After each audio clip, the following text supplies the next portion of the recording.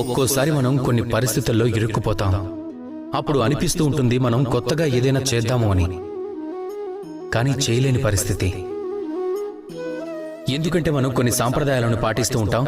ఆ సాంప్రదాయాల్ని అతిక్రమించడానికి అంగీకరించలేము. మనసులో పుట్టే ప్రశ్న ఒక్కటే, నలుగురు ఏమనుకుంటారో ఏమోనని, అపార్థం చేసుకుంటారేమోనని. ఇప్పుడు చెప్పండి నాకు, ఎవరి నలుగురు? మీరు జన్మించినప్పుడు ఈ నలుగురు ఎక్కడున్నారు? మీరు ఏదైనా కఠిన సమస్యల్లో చిక్కుకున్నప్పుడు ఈ నలుగురు ఏమైపోయారు? వాళ్ళేమైనా చేశారా, లేక మీకు ఎదురైన సమస్యల్ని మీరే పరిష్కరించుకున్నారా? ఆ నలుగురు గురించి ఆలోచించడం మానేస్తే మీరు మీ జీవితాన్ని అనుభవించగలరు. మీరు జీవితంలో చేయగల మంచిని 10 మందికి పంచడం ఎలాగో చూడండి.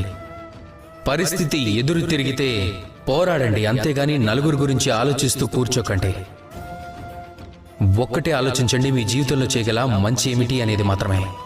మీరు చేసిన పనుల వల్ల ఎప్పుడైనా ఎవరికైనా మనసు గాయపడిందేమో తెలుసుకోండి, అంతేగాని మంచి మీద దృష్టిని కేంద్రీకరించడం మర్చిపోకండి. అప్పుడు మీ చుట్టూ ఉన్న వారందరికీ మంచే జరుగుతుంది. కనుక మీరు కూడా నాతో కలిసి మంచిగా పలకండి. రాధా